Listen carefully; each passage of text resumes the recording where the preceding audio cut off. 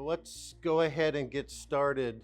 Um, this week, maybe as opposed to previous workshops, if you've been able to attend those, we're not going to be using the ArcGIS Pro software at all today. So no need to start that program. Instead, please use your favorite web browser and direct it to K-State's ArcGIS online portal. The URL for that is here on the slide. It's K-State with no hyphen, .maps.arcgis.com. And that will be kind of our starting point here today. Thanks for coming, everybody. Last workshop of the fall 2025 semester. Today I want to talk a little bit about web mapping fundamentals, which kind of is a code for ArcGIS Online. And we'll get into that a little bit more than we have in past workshops to do some analysis here. So it's a crash course today in ArcGIS Online. We'll get some familiarity with how to effectively search for and use authoritative, ready-to-use data sets that are available to us through that platform. Do a little bit of analysis on some socioeconomic patterns across the state of Kansas, create some maps, perform some spatial analysis, and at the end, at least have a little bit of a show and tell on how we can take web maps that we create in ArcGIS Online and translate them in terms of dedicated web applications, including dashboards. So that's the plan here for today. So just a little bit of an introduction, kind of a primer on really what geography is and why we use GIS is really one of the most powerful tools to help us with spatial research. Geographers, and really anyone, I suppose, that has a spatial component to their work, often ask questions around the where. Where does something exist? And then goes on to expand on that to look at when and why things are happening where they are. I think if you could take the entire definition of what geography is, it would kind of condense down to that. So in the context of some of the data that we'll work with today, we can start asking where questions like where and why do some communities have better access to healthcare, or better access, have access to better quality groundwater? What explains those patterns and differences, not only across space, but also across time? So in that sense, geography is a pattern discipline. We're often trying to look at spatial patterns, determine if those patterns are meaningful, and if they are, assign a cause for what's generating the patterns that we see. One important thing about any spatial or geographical research is to recognize right up front that scale often matters in our analysis. And if we are seeking to extract meaningful patterns out of the data that we're working with, it depends on whether we're looking at that data and whether that data has been collected at certain scales, because depending on how it's organized, patterns that we see at the generic local, regional, state, and global scale could be revealing different insights. So we'll get a hint of that here today with the workshop. So our task, setting us up here, is we're going to assume that we're a GIS, each of you are GIS analysts working for K-State Research and Extension in the health and wellness program area. And in that capacity, you've been asked to collect data, create some maps, and perform spatial analysis to better understand economic vulnerability of citizens at the county level across the state. Okay. So to help us with that, and by no means is this going to be a perfect analysis, but we're going to look at a handful of data sets that will help us get at economic vulnerability. Those include population with no health insurance coverage in the state, the population living below the poverty level, median household income. At the end of the workshop, we'll get a chance to play with those data layers and create some maps, but at the end of the workshop, we'll then take those three data sets and combine them together inside of ArcGIS Online to create our own custom index that attempts to describe, albeit in an imperfect and incomplete way, economic vulnerability. Okay, so do some spatial analysis and some calculations, not in desktop GIS, but within ArcGIS Online. If you've been in some of my past workshops, I've shown this slide. It's good just to remember or recall what the definition or one definition of geographic information systems is. And I like Keith Clark's old definition now of an automated system for the capture, storage, retrieval, analysis, and display of spatial data. I think that covers all the bases with regards to GIS. Now, how we execute GIS certainly has changed over the years. And this very busy slide is just to give you an idea of the diversity of software applications produced by one company, the Environmental Systems Research Institute. That's the company Esri that produces the ARC branded GIS software. At the desktop, we've got ArcGIS Pro. That's quickly become the realm of GIS experts because it's the most powerful software that we've got access to. Today, we'll be working in what's labeled here as Portal through ArcGIS Online. Software as a service, software in the cloud that we can take advantage of to do maybe to many a surprising amount of GIS work without ever having to open ArcGIS Pro. Okay. As part of that portal experience, we also have access to a variety of additional applications, kind of special purpose applications that allow us to extend our analysis or our visualization capabilities. And those are shown here on the bottom left. Applications like Instant Apps or Experience Builder, dashboards, which allow us to take the web maps that we produce in ArcGIS Online and create dedicated web applications, simple to very elaborate web applications if you're looking at Instant Apps versus Experience Builder, dashboard applications with dashboards, and other things might include some web-based applications that support field data acquisition. Applications like ArcGIS Survey 123 and Field Maps. All of those applications, by the way, pretty much don't require us to have extensive programming capabilities. These applications give to us out-of-the-box ways to create some pretty powerful tools and applications without necessarily knowing any programming whatsoever. Now, having said that, though, if you do know a little bit of programming, you can often make those applications even more robust and interesting. So we're going to be working exclusively in ArcGIS Online, a web-based mapping and analysis platform. So at this point, let's go ahead and, if you haven't already, start up K-State's ArcGIS Online portal.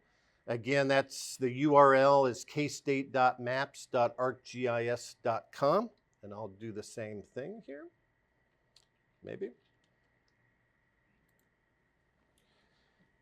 Is anyone here today never opened this website before, or logged in maybe is a better way to say that? Has everyone accessed the portal before? First timers, anybody? I'm not getting a resounding, okay, I'll assume that. So I'm going to go ahead and sign in here in the upper right. One of the things to keep in mind, if you are a K-State faculty member, staff member, or student, you have access to our University ArcGIS online portal. So when you sign in, right after you click that sign in button, the next thing that you've got to do is click that blue Kansas State University button. Your interaction with ArcGIS Online, well, I should say K-State's ArcGIS Online portal, as well as ArcGIS Pro when you sign in that. We're always connecting through the Kansas State University button. The only credentials you need to remember are your EID and password. Okay, so if I were to do, now I log in a little bit differently, but if I click the Kansas State University button, it takes us to our university single sign-in page. And again, I just have to supply my EID and password. Successfully signing in gives you access not only to ArcGIS Online, but if that's the first time you have ever signed in, we're also creating for you on the back end a named user license for ArcGIS Pro that you can take with you across campus. Any computer that has ArcGIS Pro installed on it, you've got the ability to sign in, again, using your EID and password, and off you go with that application. Okay. Good. All right. Let's go ahead at this point. We're going to jump right in and create in ArcGIS Online a web map. So I'm signed in. If I want to create a map, I can just select map from the main menu across the top. If you want to see what content you might already have under your account in ArcGIS Online, you can click Content and get what I think of as your My Computer view of all of your online resources that you have created. But we're going to go straight, at this point, straight to a map.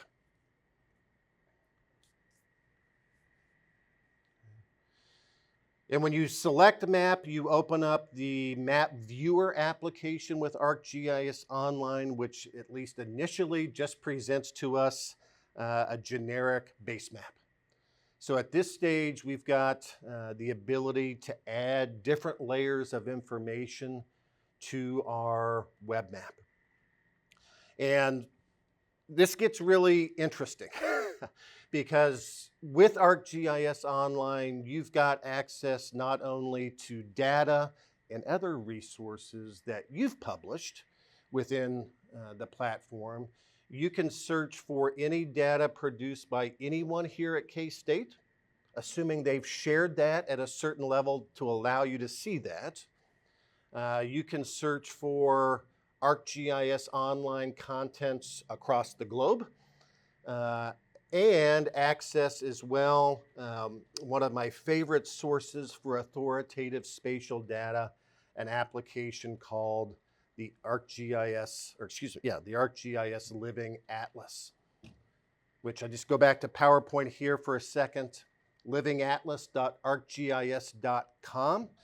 As the tagline at the top says, the foremost collection of geographic information from around the globe.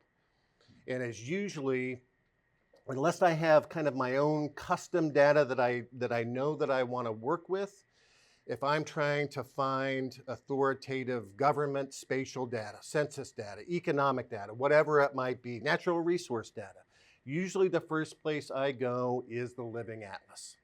It doesn't always give me specifically what I want, but it often does. And it saves me a lot of time and a lot of effort with regards to finding and downloading data and recreating the spatial data sets that are already at my fingertips here through the Living Atlas. The other thing I kind of found is Esri actually does a lot of work making those federal and some state data sets more user-friendly.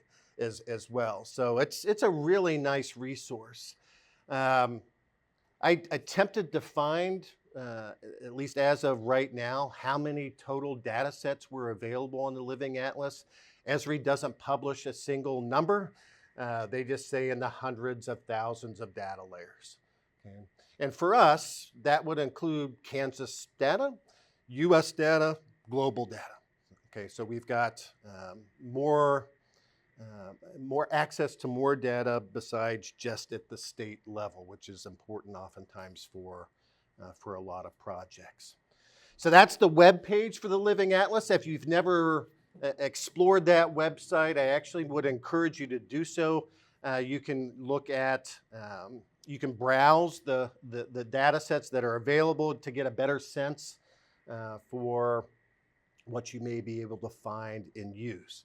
But within ArcGIS Online, if I go back to my web map interface here, we can also search right through this interface for contents within the Living Atlas. So when we first opened up the web map viewer, along the right-hand side, we're being prompted to find and to add different data layers to our map. So let's go ahead and start that process. I'm going to click the add button. Easy. And by default, it's looking inside of your content, right? That My Computer view of your resources. And you can see some things that I have published with different sharing levels, but this is my individual content. If I want to search in other locations for data, right where it says My Content, I can click that button and I can choose to search at kind of different levels within ArcGIS Online, within my organization. And for us, that means K-State. ArcGIS Online would be any organization, including Esri, that runs the ArcGIS Online system. If they have shared that outside of their organization, we can search for and find that. Groups is kind of an interesting thing within the portal. If you've got a research group or a team that works together, we can create groups for you so that you can have data shared amongst select people, maybe shared just as well with the group until you're ready perhaps to make a map or an application that you or your team has published to make that available to the public. Here, I actually just want to go to the prompt here that says Living Atlas. So I'll click Living Atlas, and I'll see some things automatically appear here. But going back to our objective, one of the data sets that we want to be able to use to help us assess economic vulnerability is access to health insurance. So I'm in the Living Atlas, but I'm going to click in that search box and type in health insurer or start that process. And I can start to find here with that brief search term some likely data layers that I might be interested in. Searching allows us to search by title. Each of these data layers, as we'll see here in a moment, also has what I referred to as a metadata page, a description about the data. So we're searching all of that to help us find the data sets that we want. And not by chance. In this case, if you actually did type in health and at least began the insurance process, the very first data set that's returned is what we want. But before I click the add button to add that Living Atlas data set to my web map, I'm going to click on the variable ACS, and ACS here stands for American Community Survey. And it's giving me, when I do that, just a brief description of that data set so I can further review what this data set's all about, make a better evaluation of whether this is an appropriate data set for what I want to use it for in my analysis. If there's not quite enough information here, and for me it's not, because one of the bits of information I'm always interested in about any data set is what year it's valid for, what the time period is, and I don't see that here. I can click View Details and open up that full metadata page for this Living Atlas data set. And if you do that, you can see that this is actually the most recent 5-year analysis produced by American Community Survey. Its vintage is 2019 to 2023. And again, for me, that's useful information to say, yeah, this is the data set that I really want to use here. Okay. So I can close that tab, go back to my map, and add it. Okay. I can add it if I've got that extra little window open here. I can just add it to my map here, or I can go back to the search window and click the Add button there. Okay. And if I kind of back out, and now I'm interacting with my map, and I'll zoom into the continental United States here. Notice we did not search online, sort of we did, right, in ArcGIS Online, but we didn't go to a Census Bureau website to find tables of this data. We didn't download anything. We didn't pre-process anything. We simply found the best authoritative data set for the proportion of the population that has health insurance or not, directly through the Living Atlas. Any questions so far? Anybody have trouble finding that ACS health insurance by age, by race, variables, boundaries, data set? Yes, it's not an optimistic data set by any means. Okay. I would encourage you, as you have this up, part of the trick with ArcGIS Online is just becoming comfortable working within the map viewer application itself. So on the left-hand side, kind of in this vertical menu, I can look at and turn on and off all the layers in my map, right? If I just want to focus in on the map itself, or I can click the layers button to see, in this case, I only have one, but if I had multiple data layers in there, I could see what all those are. There's a legend button as well if you want to see what these colors actually mean.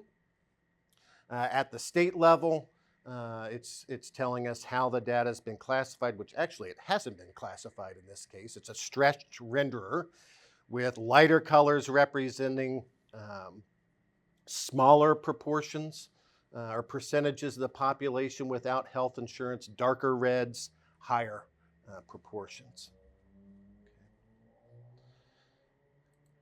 So we kind of have map-centric things on the menu on the left. And while we're at it, since we've added one data layer that's important to us, let's go ahead and click the Save and Open button. And you can save as and save this map, give it a title, whatever it is that you want to call it. The folder here references your content, so you can put this map wherever in your content that you would like. And I'm going to call mine Demo and put it in Digital Ag for the moment. You can add keywords or tags to your map to facilitate searches later, which I'm not going to do, and then a brief little summary. Again, just bits of information to help not only you, but perhaps others within your organization or across the world find your map if that's something that's important. And then just click Save.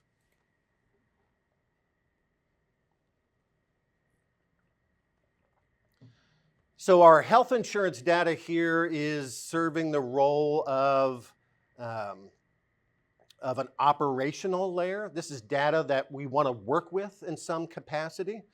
In addition, we have a base map that's present. And you can change base maps to anything that you want within the web map application. If you find the base map icon on that left side menu again, it's fourth from the top. There are a bunch of pre-built base maps that Esri gives us. In many instances, those are really good base maps to use. I'm partial, for whatever reason, to the human geography base map, if I can find that. Or the light gray canvas map, something that I can see things there, but I feel oftentimes this style of base map actually also helps highlight the data without making the background too dominant. But that's just Sean. That's not necessarily a right or a wrong answer. Okay.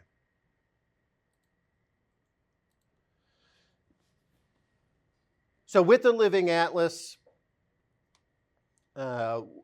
mentioned this just briefly before, Esri actually does a lot of work to better package these authoritative data sets in user-friendly ways.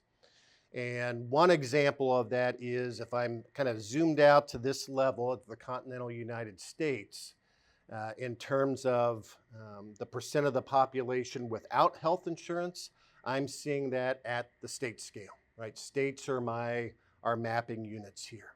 But if I zoom in, what happened? I kind of went past a threshold on map scale, and at that point, Esri turned off the state data and turned on county level data. Same variable, but at a different spatial scale. So the patterns that we see, going back to the comment about scale matters, is perhaps a little bit different. Right, if I go back out to the state, county, and I'm going to zoom in kind of to the Riley County area here. If you continue zooming in, still at the county scale. Now I've zoomed in sufficiently that I'm looking at the census tract level. Okay. So I'm changing my census geography based on the map scale to reveal more and more detailed data. Again, I downloaded nothing to have access to that rich multi-scale data. That in and of itself is a huge benefit. And again, if I want to see what the legend looks like, it's the same color scheme just applied to a different census level geography. Okay. So there's a lot in one data layer often as you search for and find authoritative spatial data sets within something like the ArcGIS Living Atlas. At this scale, it's census tracts. So we go state, I always forget my census geography. State, county, tract, block group, block group. This is the finest resolution data we have for this variable is at the tract scale.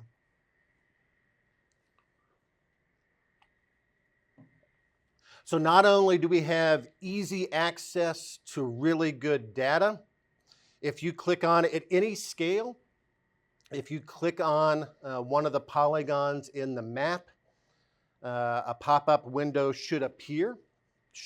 Where is it at?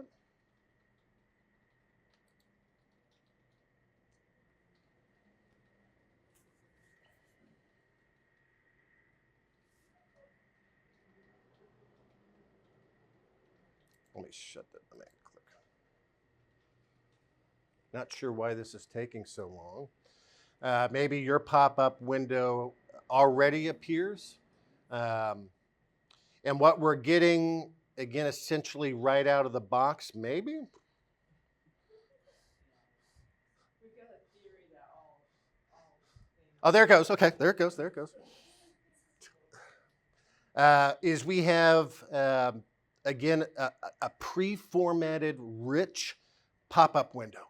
For those of you that do GIS work, this just isn't an attribute table, right? So Esri has already gone in and using different techniques that we can also take advantage of in our own maps, is it's giving us a lot of detail. I clicked on a polygon here in in the western part of Manhattan, and it's telling me an estimated 277 people there have no health insurance, which is 10.3% of the population of that tract.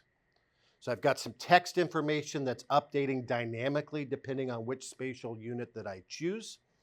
And the graph here breaks that down by race and ethnic group. Again, didn't download anything. I did no work other than a semi-smart choice in search terms within the Living Atlas. Okay. Now, one thing, I'm going to zoom back out here maybe to the continental United States scale. Part of our task here is actually to do an analysis of economic vulnerability, not at the tract level, not at the state level, but at the county level. And this data set, as we have added it, contains all data from all three of those scales. So we're actually going to go back to the Living Atlas and search one more time for this data set and add it in a slightly different way, just to get the county level data that we truly want. So I'm going to click the little plus button at the top of the left side menu to browse layers. We're back to that original kind of search window interface. I'm going to find the Living Atlas and once again type in health insurer. Very first thing that pops up is the data set that I want. I'm going to click on it to get the small metadata window. And I want to make sure I scroll down here to look at the very last thing, which says layers. And notice it says there are 3 layers that are part of this data set. I'm going to expand that. And right there it's telling me this data set has health insurance related information at 3 spatial scales: state, county, tract. If I want to add just one of those to my map, I can select that here, which I'll do for county. And I'm going to add it to the map.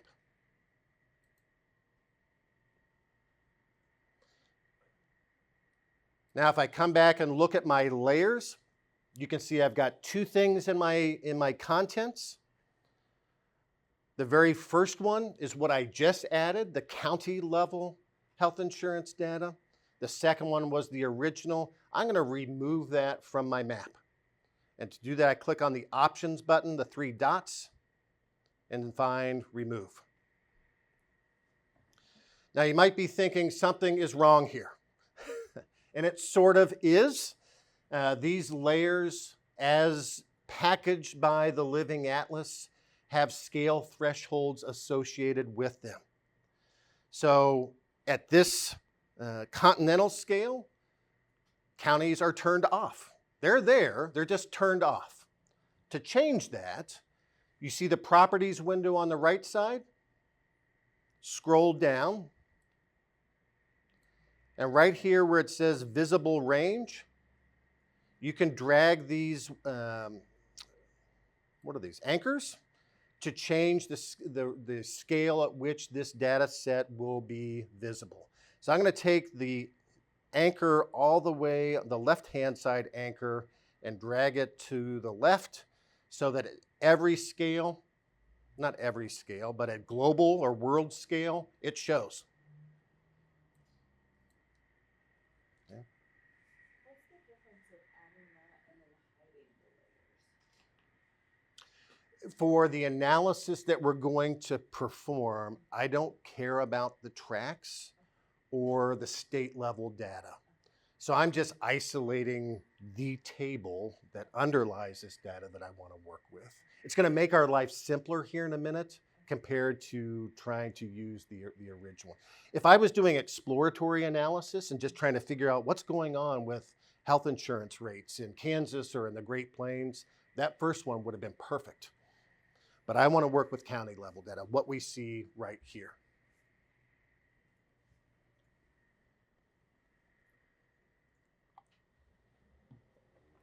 Okay.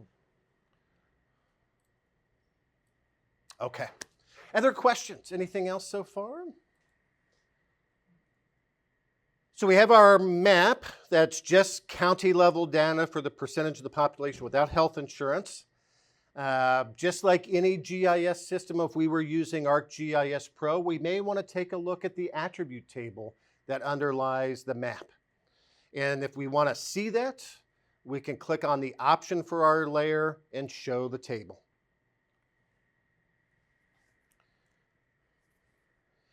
In addition to the one variable that we're looking at in map form, that percent of the population with no health insurance, you can kind of scroll through here real quickly and see just how many additional data sets are contained in this individual layer. There's over 3,200 records, one for each county or county-like administrative unit in the United States. And I forget, I looked at one point, there are scores of fields, each of which contain health insurance related information, kind of parsed it across different categories, including one that's just the percent of the population without health insurance, what we actually mapped. So this is a national data set. For our task, we're only concerned about Kansas. Again, rather than downloading data and causing ourselves a bunch more work that we don't need to do, we can simply take this US data and filter the counties that we want to work with. To do that, on the right-hand side, that vertical menu, there's kind of like this funnel icon, filter. Go ahead and click on filter. This would be the equivalent to a ArcGIS Pro definition query. I'm going to click add a new filter. And I'm going to build a SQL-like expression here that defines the counties that I really want to work with. And to do that, I'm going to find the field, rather than county, genus code, state. And if a county has the state value not of Texas, but of Kansas, then you got to, and I don't know why this isn't in alphabetical order. It's a good question for Esri. There it is.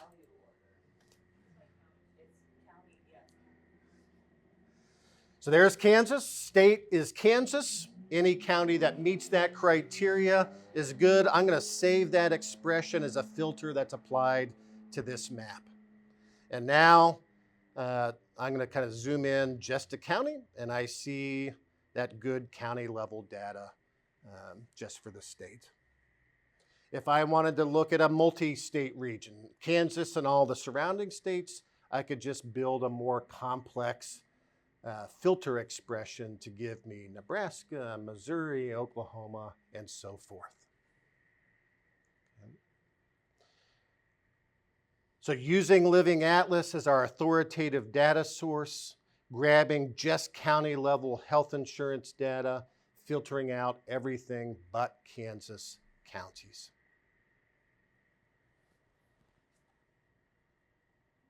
Any questions so far? So at this stage, this is a web map. I'm going to save my web map again. Anything Esri related, save often, just so you don't lose your progress.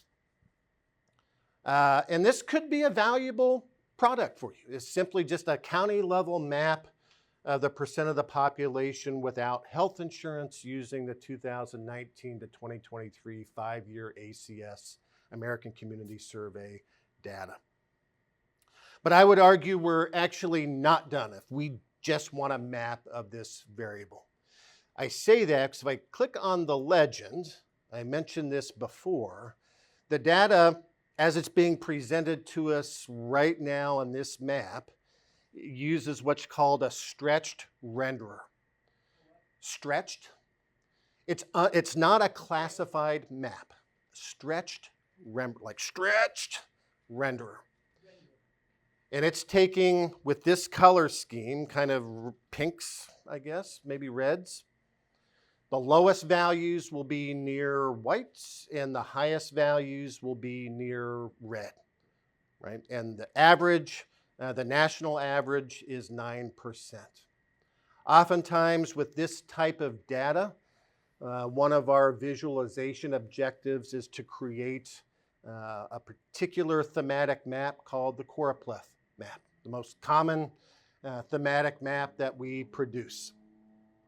And to create a choropleth map, a hidden task in choropleth mapping is to classify the data that we're using, to take all that raw data and group it logically into a number of subsets to help us better visualize that pattern across space. So to do that, I'm going to come back here within my map viewer application and choose styles. Second button from the top on the right-hand side. And here, we could, if we wanted to, we could change color schemes, right? You may not like this color. That's perfectly fine. We can change that. We would do that here with the theme. So here, I think of this styles menu as everything symbology related in my map. So I'm going to go ahead and basically our initial choices here for styles are different types of thematic maps that we might learn in a cartography class. So I'm going to leave colors and amounts, or counts and amounts, that's code for choropleth, and go to style options. And if I scroll all the way down to style options, you'll see there's an option here to classify the data. So I'm going to turn that on. And now I'm given options for performing this important data simplification step, classification. By default, it's offering me the method called natural breaks and 4 classes. Okay? Usually a pretty solid option. Natural breaks attempts to minimize within class variation while maximizing between class variation. Good choice. However, I tend to gravitate for most maps like this, the quantile classification scheme. Again, this has its origins in statistics. If I do a 4-class quantile or a 5-class quantile, and I can change that number, I'll leave it at 4. I'm taking the entire distribution of values in this data set from its lowest to its highest and breaking it into 25% increments. So I get the first quartile in one class, 0 to 25, 26 to 50, 51 to 75, 75 to 100 is my 4 classes, right? I think that's a really good way of doing it. Yeah. Yeah, hit that one first, Okay. and then scroll all the way down. Okay. There you go. Okay, thank you. It was just very small. Yeah, it is hard to see. Okay.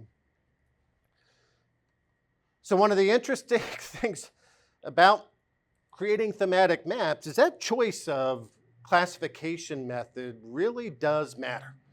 We are exerting quite a bit of influence on the pattern that's revealed by choosing different classifications. So you can quickly compare and contrast. Maybe I'll do a 4-class natural breaks. Okay. I get one pattern.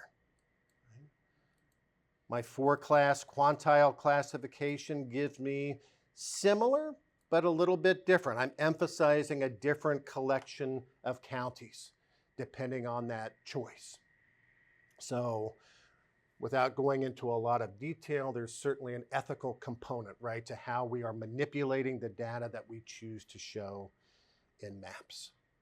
But this becomes much more a classified choropleth map, becomes a much more standard way of shaping our map visualizations when we share that with others. In that style, in addition, we can change color schemes and and really fine tune our symbology exactly the way we want. I'm just going to leave this in this kind of red color for now, but I classified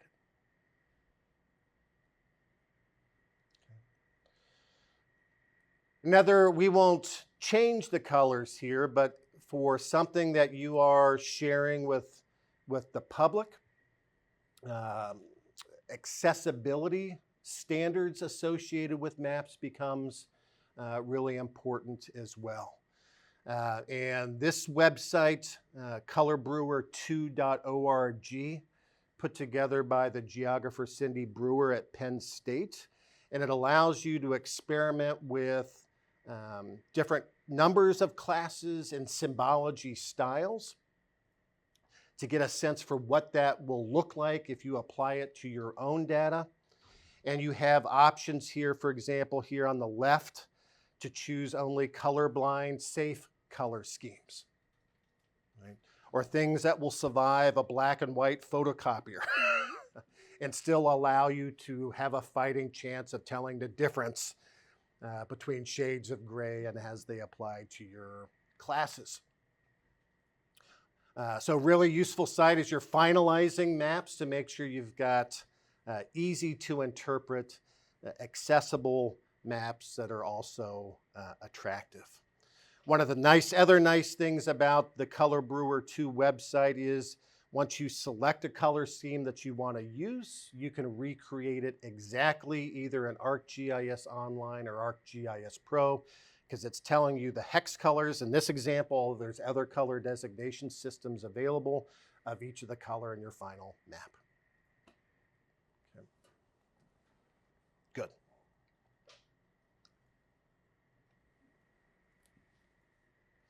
Any questions so far?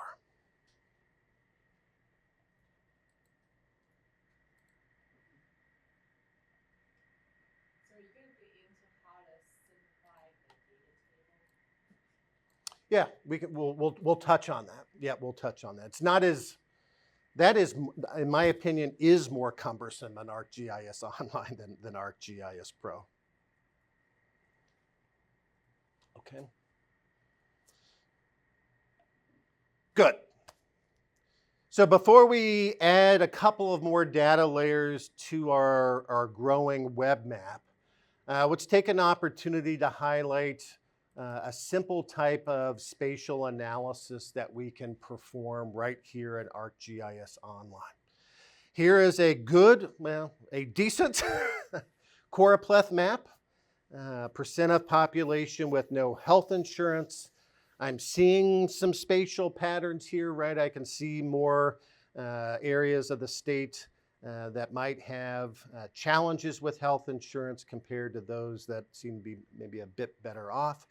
But we may want to use this information at the state level to help plan some interventions. How can we reach out to different parts of the state with resources or information to improve this situation? And one type of spatial analysis, the map is beneficial for that, no doubt. But one additional type of analysis that we might be able to perform is what's called a hotspot analysis. So there is, and we'll see here in a moment, a tool within ArcGIS Online called Hotspots that will allow us through the GEDIS GI star statistic to identify statistically significant spatial clusters of high or low values. Clusters of high values are hotspots. Clusters of low values are cold spots, right? So some inferential spatial statistics applied to our data at the county level across the entire state to identify where we might have concentrations, and maybe what's most important to us in this analysis of concentrations of those high values, where more people have less access to health insurance. So back in my web map, I'm going to find the, if I can,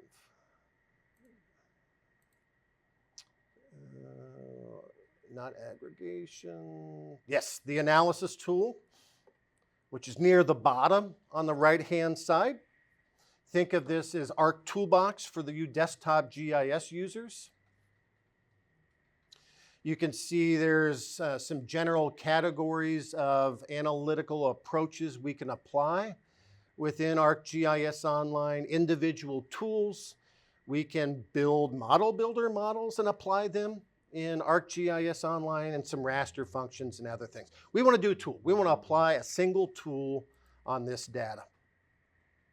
So I click Tools, and rather than just kind of search through here, although I know it's under Analyze Patterns, you can also search by name the tools that you want. I'm going to find and activate the Find Hotspots tools.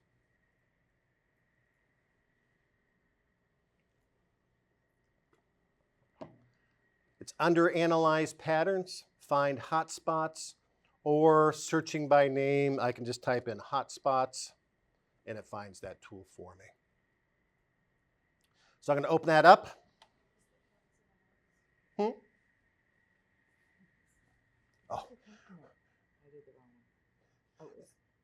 Yeah, we can just move away from that. We want to. There we go. Yeah. So now, with the Find Hotspots tool, I'm going to be prompted to enter in required and optional parameters to run this analysis. It's using, by default, an input layer here, so I'm going to specify which layer in my map I want to use, and it's that health insurance, the only one that I have currently in my map. Which attribute field do I want to analyze? This is going to require a little bit of searching, because if I click Search Fields, I'm going to have access to every single attribute field in this layer. So I need to find the one that says percent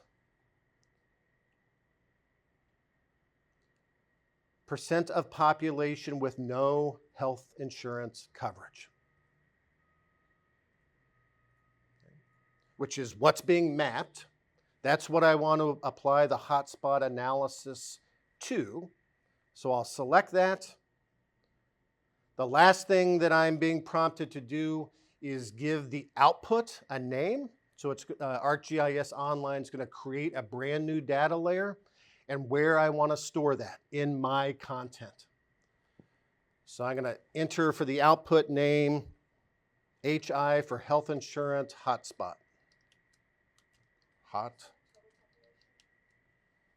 Percentage of population with no health insurance coverage.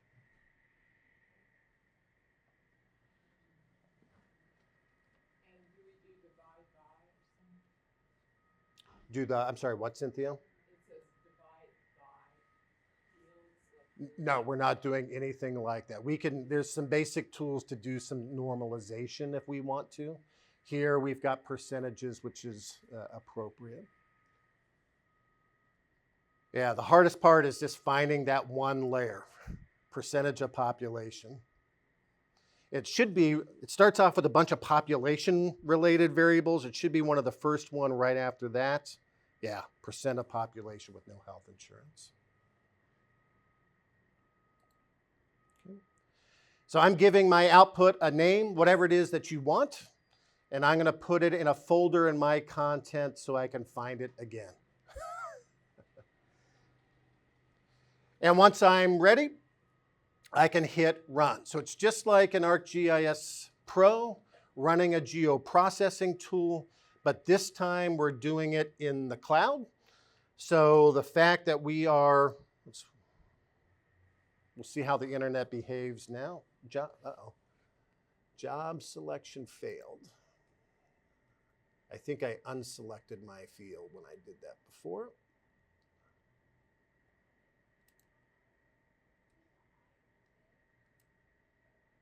Yes, run. Okay.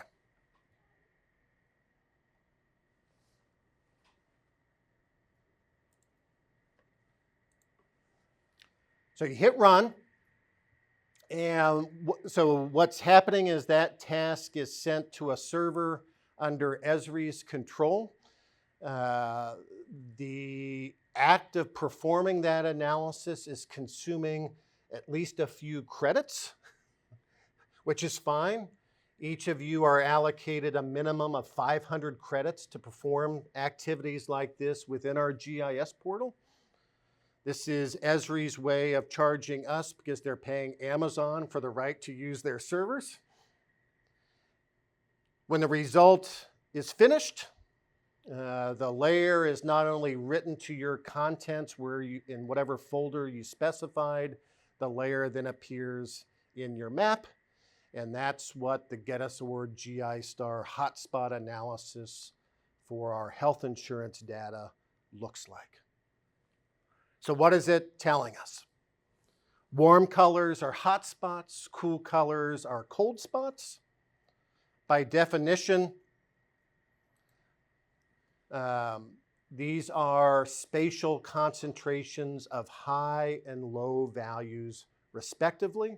The different shades of red or blue are giving us an idea of within what confidence interval the statistic is sure that we're dealing with a cluster. So is it clustering according to county? Because I was expecting Wyandotte County to be a hotspot. It is an outlier. It has really high values surrounded by counties that have relatively low. It's a spatial, and where do we have concentrations of counties, not just an individual one. Different scale, different result. Yep. So at the county scale, looks like this. It might lead us to focus efforts in southwestern Kansas and have lots of confidence that the north central part of the state was doing reasonably well, at least with regards to affording health care and access to health care. And where it's not significant is probably counties next to each other that are jumbled up. Counties with high values next to counties with low values. It's not a cluster of those values. But you're right. This scale of analysis matters. I've pre-computed a tract level hotspot analysis that we won't do together. US County, no health.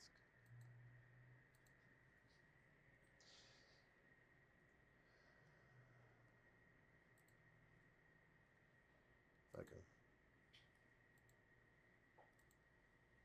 Oh, that's county. Sorry, I added the wrong one. The tract level analysis takes a couple of minutes to run. Sorry. Remember my naming convention?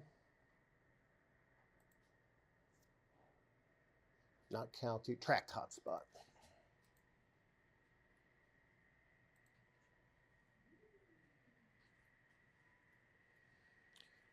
Changing the scale of the analysis changes the result a little bit, doesn't it? So now I kind of have two hotspot areas that I might be concerned with, not only southwestern Kansas, but also the area around Wichita is suggesting some significant spatial clustering of high values, larger percentages of people without health insurance. And if I was actually doing this within the context of our center, I would be looking at the low confidence, cold spot, hot spot areas to see what's going on at a lower level. And there are other tools, Cynthia, if you're really wanting to find high and low outliers and places that are really suffering versus doing well, there's a similar tool, find statistical outliers. So it's not just my assessment that Wyandotte County is really dark red. It will be picked up in that, but you'll get a certain part of the statistical range that's highlighted in that outlier type of analysis. I still want you to do this workshop for our center. For what? I want you to do this workshop for our center. Oh. Maybe when you get back from sabbatical and you have everyone on campus. Can do that. We can certainly do that. Just what you're doing right here is will just be so exciting. So data and a little bit of analysis, a little bit of value-added analysis to help us better kind of extract actionable information from that data. But it all has a foundation of using good authoritative data as the basis. Good. Like if you didn't want this one, is there a way to undo? Well, you can't, once it's calculated, you can't undo it. I can delete this from my content though. I can remove it from my map, which I will. But that new layer was written to the cloud. It's in my content. If I wanted to get rid of it, I'd have to go back to my content and simply delete it. Yeah, if I made a mistake or it wasn't of any value to me, you can certainly do that. Good. Okay, other questions? So real quickly, before we have a short break, let's go back here, and I'm going to remove actually any hotspot layers that I have in my contents pane, just to clean house a little bit. And let's go back to the Living Atlas and find and add 2 additional county level data sets. Again, going back to our task, we wanted to see health insurance, poverty level data, and median household income as our key inputs for what will be a new calculation for economic vulnerability. So once again, I'm going to add data layers, find the Living Atlas, and see if I remember my search terms here. I'm just going to type in poverty. Yep, that was a good one. And I'm seeing ACS poverty status, variables, boundaries. Yeah, we probably should click on that and double check with the metadata that it's suitable. That's the one we want. But remember, we just want the county level data. So I am going to click on that layer or that data set. And in the metadata window, find under layers just county and add it to my map. And it's added. Without exiting out of the add layer part of the map viewer, I'm going to change my search term from poverty to household income. And again, that very first data set that appears, that solid ACS data set on median household income, I'm going to add it, but just the county level data.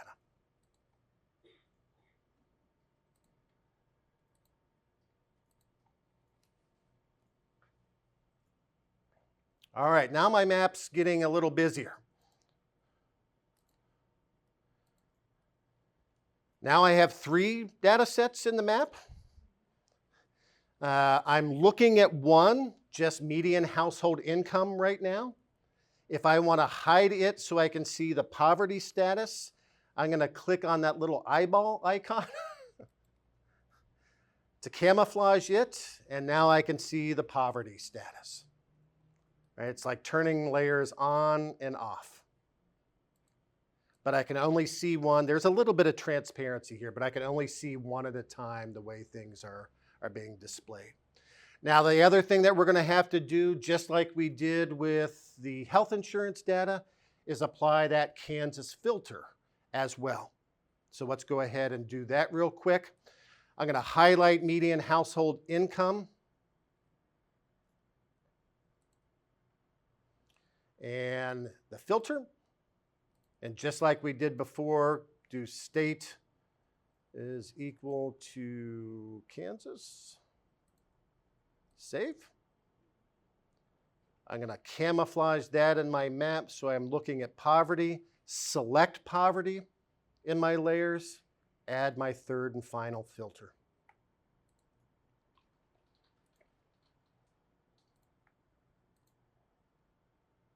So we will still have, like we did with the health insurance, there's a scale threshold. So again, just a little bit of house cleaning here. I'm going to go to properties and change the visible range to be any visible range for household income. Same thing for poverty status. and I'm good with health insurance. So household income, there my filter finally took in effect. There's the poverty status. And while I'm at it, save my map.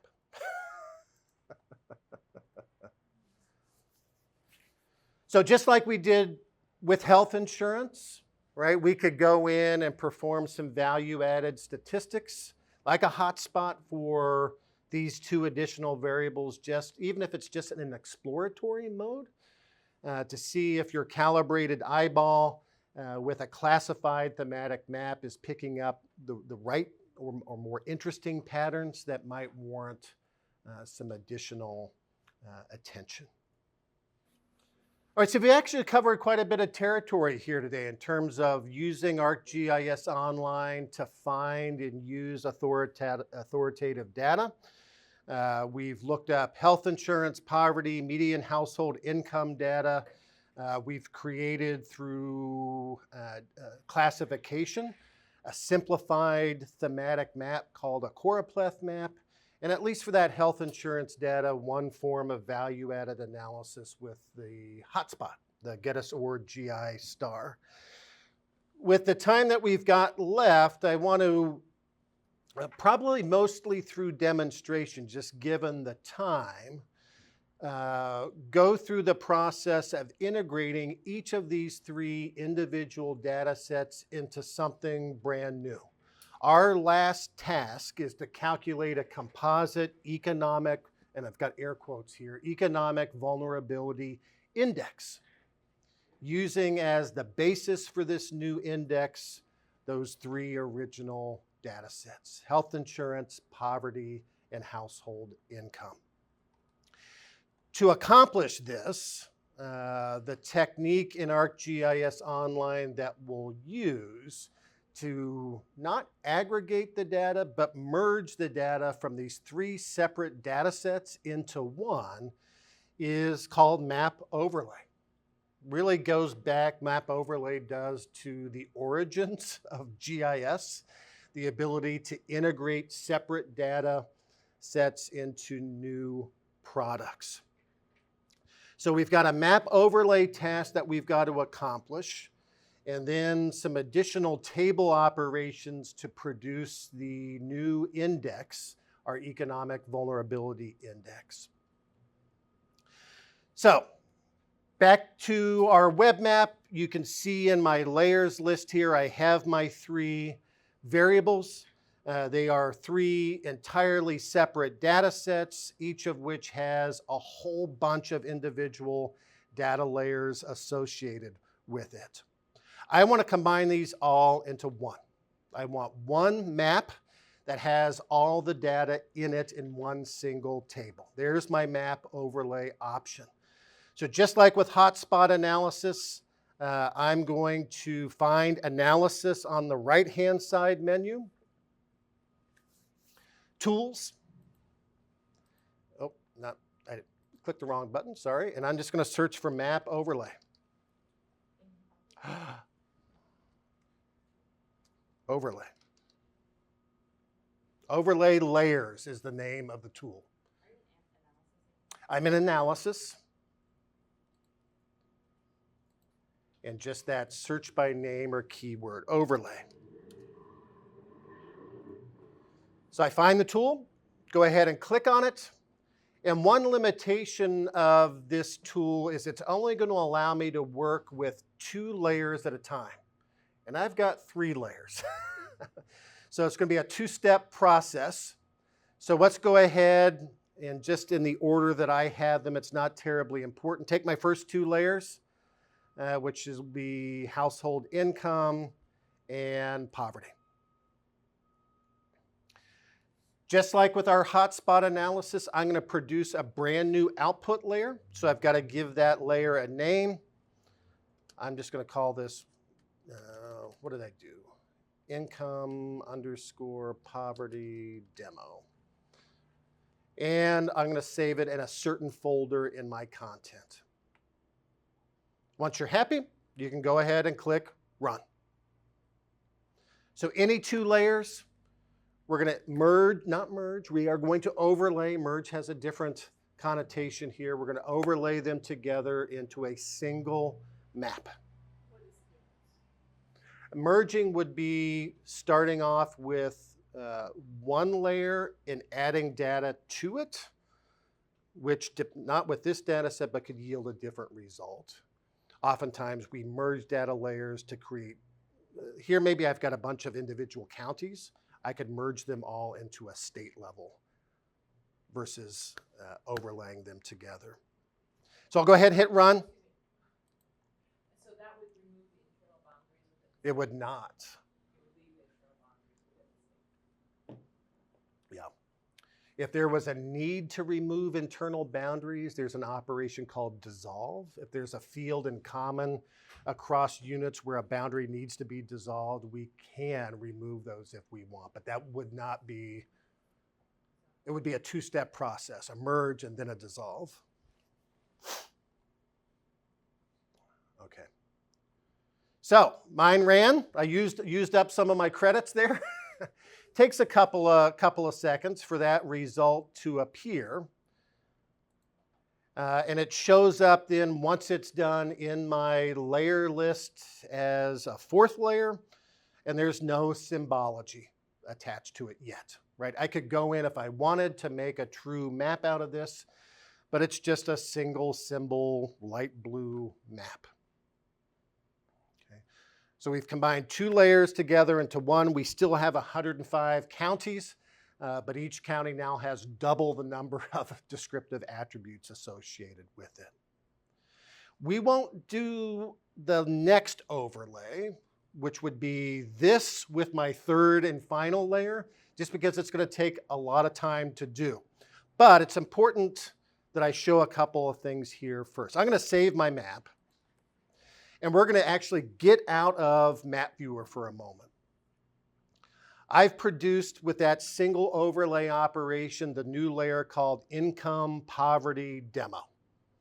So I'm going to click the three horizontal lines in the upper left. That's my main menu for ArcGIS Online. I'm going to go to Content. I'm going to go back to my content.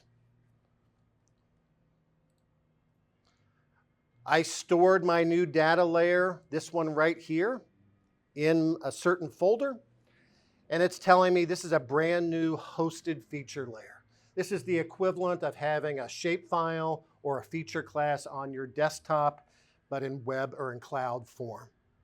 Okay. If I want to do some table operations, we actually do it through the content window versus the map window. So I'm going to click on that one overlay result, knowing it's not quite finished yet. I can access a very incomplete at this stage metadata file for that layer that I would want to spend some time adding a summary, a description, some more detailed information here.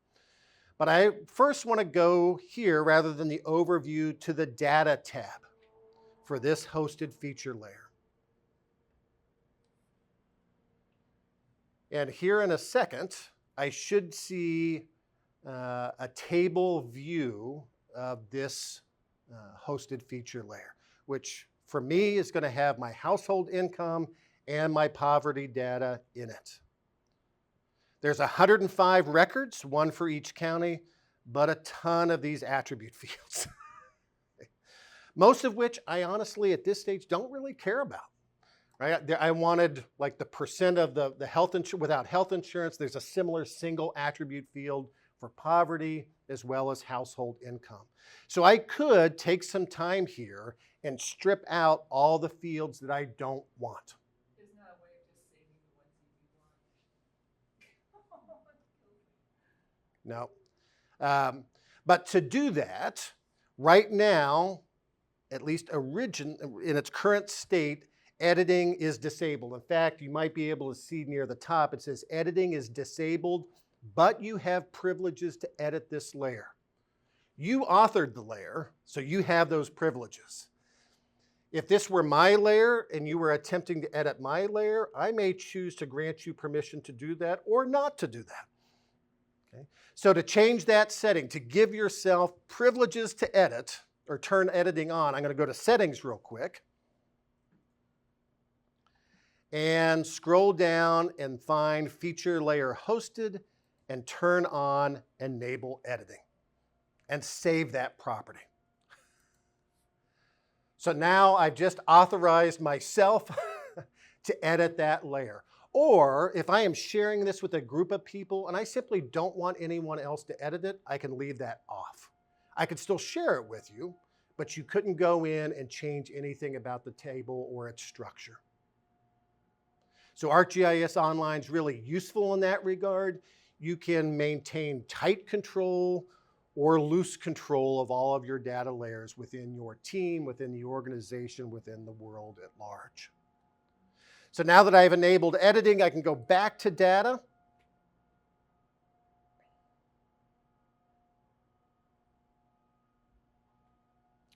And now things have changed. I can add fields. There's a button here in the upper right to add new attribute fields. I can update data. Right? If I want to change some things about the table, I can do that. If I want to create a new field and calculate a new value, I've got a tool here called Calculate Field, which we'll actually get into here in a second. But I wanted to show that because this is where we come in within ArcGIS Online to do our detailed tabular editing. Right, if I click on fields, there's the whole list. Does it tell me how many fields? It doesn't. Usually there's a bunch. But if I wanted to delete any of these fields, I could simply come in and check them, or probably quicker would be to check them all and unselect the fields that I wanted to retain, right? And then simply click the delete button, right?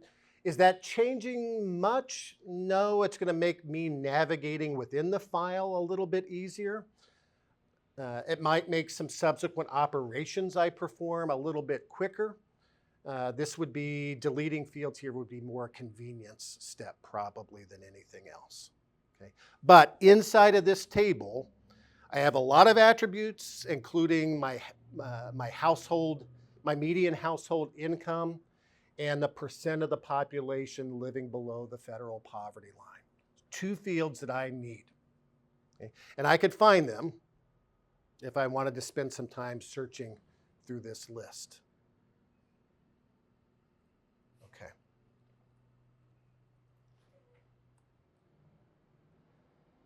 All right.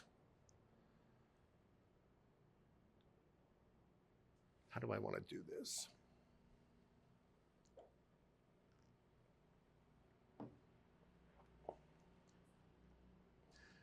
I'm going to go back, maybe purely in demonstration mode here.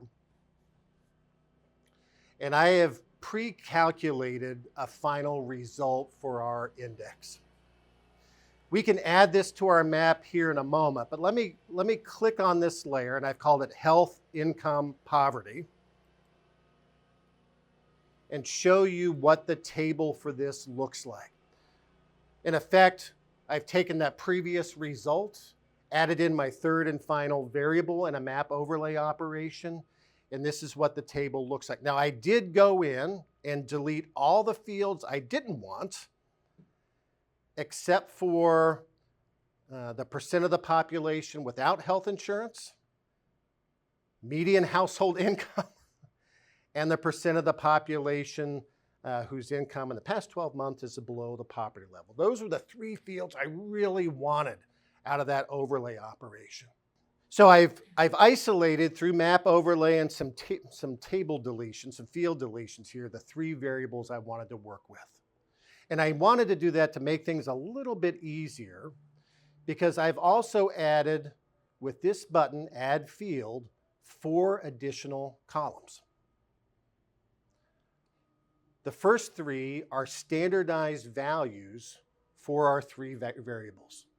Basically doing a min-max standardization to score each county on a scale of 0 to 100, not by their actual income or health insurance values, but through this standardization process.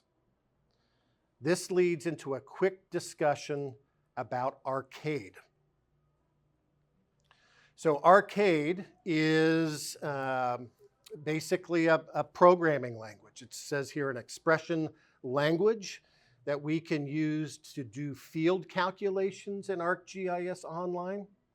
It also is useful in customizing, say, the content of pop-up windows. Yes, it is yet another type of language that GIS people have to have familiarity with. But if there is a saving grace with Arcade, every ARC product recognizes and can use Arcade.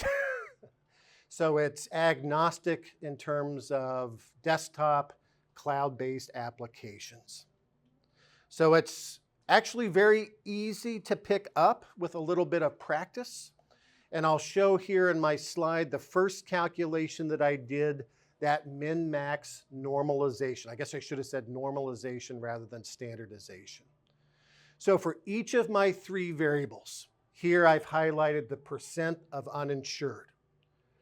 I've entered in manually a minimum value and a maximum value. I am bringing in as the variable value each individual, one at a time here, each individual value for county level percent uninsured. And then the function is creating a normalized score from a scale of 0 to 1.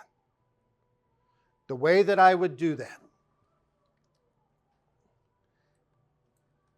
that's what's represented by these standardized columns. If I wanted to implement that, I would add a field. This field is going to hold numbers. I want it to be double precision. I want some decimal places stored with that number. I'm going to give that field a name.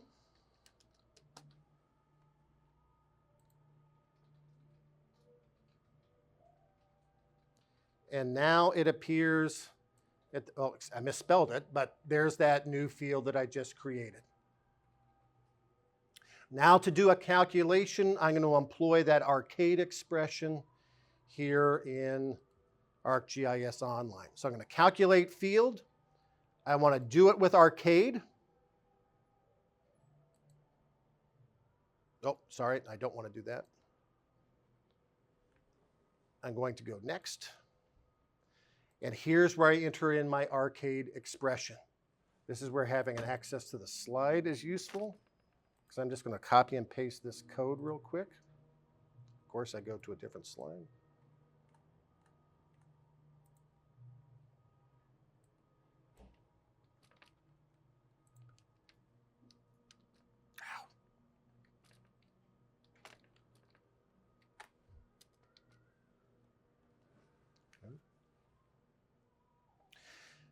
Again, the key with this particular expression is I'm not automatically pulling a minimum and maximum value out. I'm manually populating that here in my Arcade expression.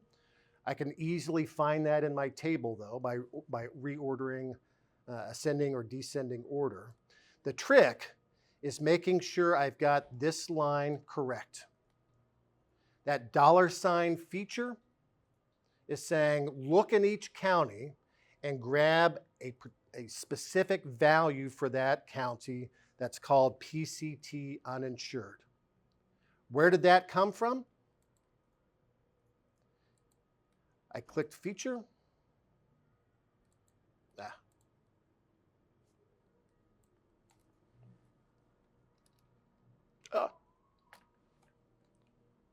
If I want to populate something in that location, I'm going to find features, and then it's reading in all my attribute fields. And what was I doing? Uninsured? That's income, insurance. And I need to delete my placeholder. So I just read in that value for each county as it does the row by row calculation. It inserts that into the variable norm for normalized, and then it multiplies that value by 100 at the end. If I wanted to run this, I would then just click Run Calculation.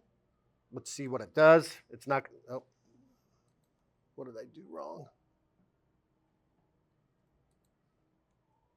Okay, let's ignore that. And I can come back to my table, and I would have for my health insurance, that's income, values, a low of 0 and a high of 100. Whatever county had the highest rate or percentage of uninsured people would get 100. The county that had the lowest would get a 0. Everything in between is scaled between those high and low values and assigned a unique number. So which high in this case is bad? Anybody want to guess which county in Kansas had a standardized score of 100 for health insurance? High is bad. Stanton County, Kansas, followed by Hamilton and then Wyandotte. But close. Yeah, you'd be exactly right. If the 0,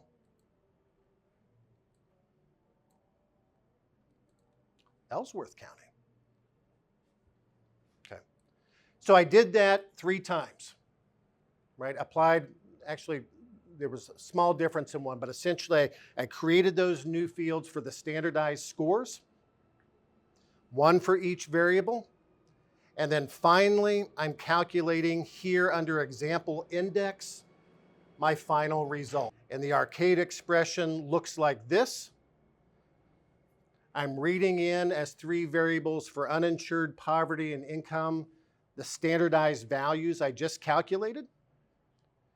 And if anybody sees the equation here for the line returned, it looks like an index model, right? If we were in Model Builder, combining spatial data layers and weighting them. And that's exactly what I'm doing here. I'm taking the standardized scores for the uninsured, multiplying it by 40%. Poverty, 40%, income, 20%. So that combined information is being used to create my new index. That new index is what appears here, which I can look at it in table view. Low is a county that's relatively well off, low economic vulnerability in my imperfect assessment. Johnson County. Ellsworth County only has 6,000 people. Well, that just happened to score really well on insurance, right? Apparently everyone has insurance in Ellsworth County. The highest economic vulnerability score, 74.47, Wyandotte County. Okay. So indexes are used all the time, right? We're combining data from variables we think help inform a situation. Most problems aren't unidimensional. So we're doing a multivariate analysis, combining it in a semi-smart way here to create a single number that describes, as best we can in the limited amount of time that we have, economic vulnerability. That data is attached to the hosted feature layer health_inc_POV. And I have shared that with the entire K-State organization. So if we go back to our web map, which I have to go back to content to open that up.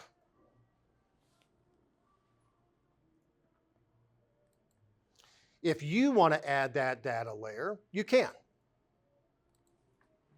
Just like we added a Living Atlas layer, you should be able to search for and find my layer that I've created and shared with the entire K-State organization.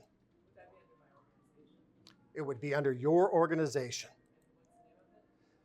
So I'm going to hit add. for you guys, my organization, it was health_inc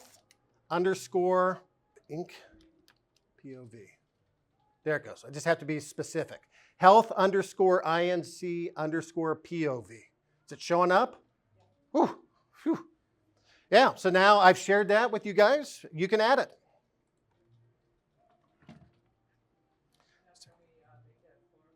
We can. So I'm going to go back to my layers here. I'm going to turn everything off except for that new layer. And just like we played with the symbology of our other variables, we can do so here. So I'm going to go to Styles. The first thing I need to do is pick the field that I want to map, which will be example index.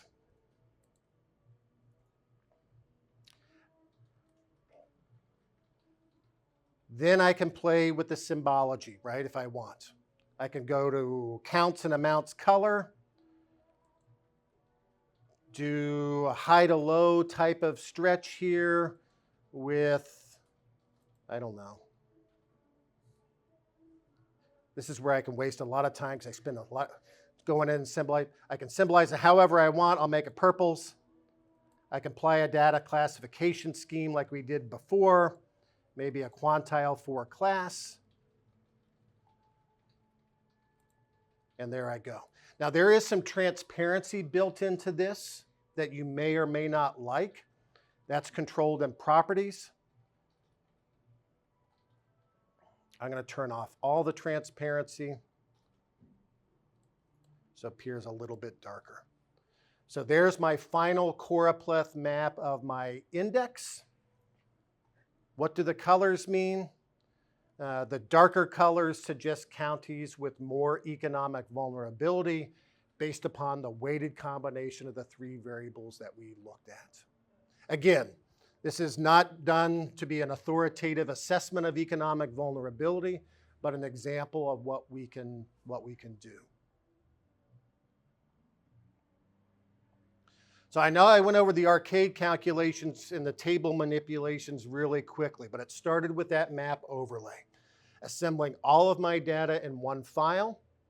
I cleaned out that little bit, got rid of some attribute fields I didn't want.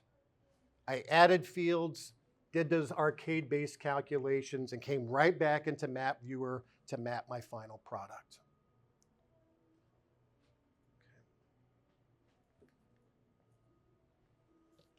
Okay. Save. So now I've got a web map that has 4 layers in it. My original 3 attributes or variables, income, poverty, insurance. My brand new hosted feature layer that represents the combination of all that with my standardized variable scores and my index. I've saved my web map. I can always come back and access this anytime that I want. If I want to share it with others, I can click the Share Map button and then Manage Sharing and not share it, only allow myself to look at it. I can share it with anyone in the K-State organization, meaning all K-State faculty, staff, and students that have an account, or everyone using any ArcGIS online system. I can be more specific. I can say, I only share it with the owner, but I've got a group. Sean helped me set up a group of collaborators that I want to share this layer with, and I could add that under group sharing. So part of the organization. Actually, that group could be members of K-State or members outside of K-State. Good. It's easy, but it's surprisingly tricky as you think through all the combinations of what you want people to be able to do. For me, it's tricky, I should say, so I have to think my way deliberately through my sharing schemes. That's helpful. Okay, so kind of wrapping up here a little bit, and if people have questions, please do ask. I have a web map in Esri terminology within ArcGIS Online. we are looking here at a web map. I can share this web map.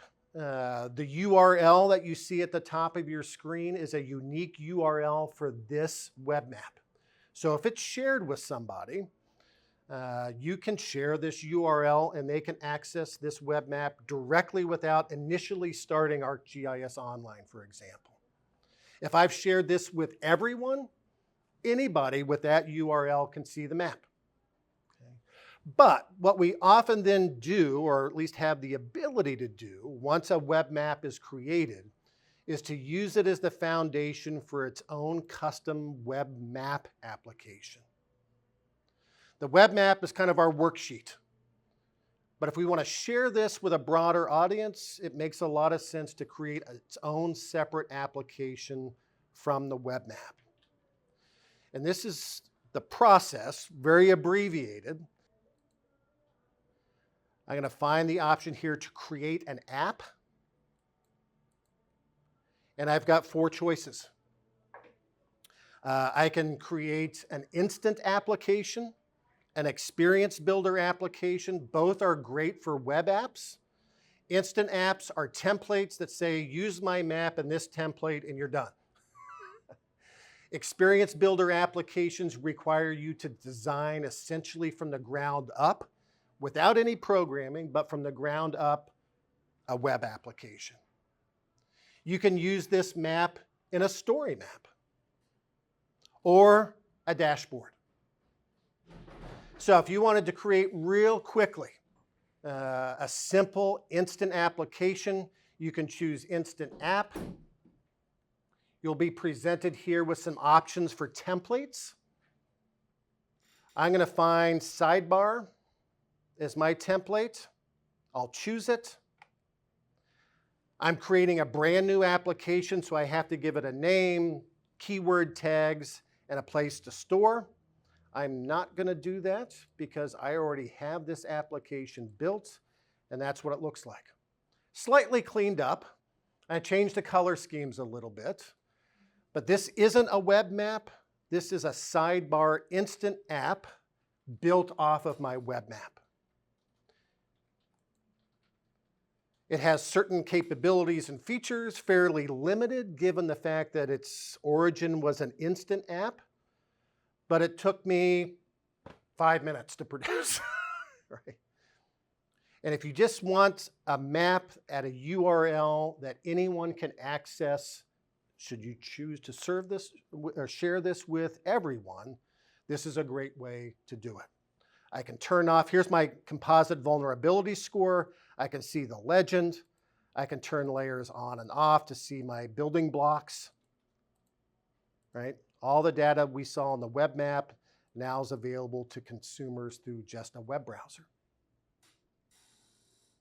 And I've got pop-up windows, right? That same level of detail in those pop-up windows from our original data source is retained here. Again, with less than 5, well, once the web map is created, just a few minutes of additional work. What we can also do is share that map as a dashboard. To me, this is where things get kind of exciting. Maybe I'm the person, let me refresh this. Here's an example of that same web map, which will populate here at the bottom in a second. There's my index, but I've built around it some real-time gauges that reflect the data that appears in the map. So not only do I have the map, I've got gauges for income, poverty, health insurance, and that vulnerability index. The resolution of my map is smaller on the screen, so all those numbers kind of merge together. I apologize for that.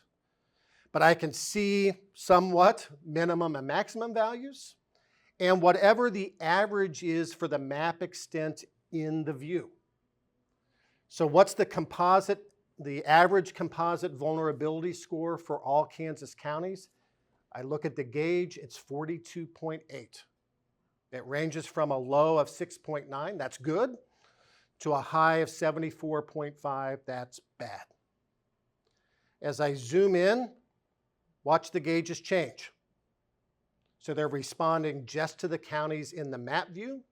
So I can go in and explore in a bit more detail what's going on, not only with my index, but with those 3 component variables to that score. This takes it a second to update. Maybe tomorrow ACS publishes new data for my 3 variables, right? So I go in, inevitably happens, right? I update my web map to reflect those the new data sets, redo my calculations. If I then just save that same web map with the same name, my dashboard, my web application, all automatically update. Okay? So one change just had 3 big ramifications. My web map's updated, my instant app is updated, my dashboard application is updated. Right? And that's just 2 of the possible applications that you can fairly quickly. This takes a little bit more time to design, but again, there's no programming involved in this. Some artistic design skills help, which I suffer with, but it's pretty straightforward to do with some practice. A nice little live real-time dashboard that helps you monitor what's going on for whatever data sets that you're interested in. All through a free to K-State ArcGIS online account. As I've done in the past, I'll point out real quickly if you want additional GIS training outside of a class offered here at K-State. We have free access to Esri's web-based training modules in their Esri Academy. So any web-based training course, you sign in, again, using your EID and password, and you can take any web-based course for free. And there's a really good one if you're just picking up ArcGIS Online called ArcGIS Online Basics. Well, I appreciate everyone's attention. Our last workshop of the fall. It's been a busy semester. Thank you very much.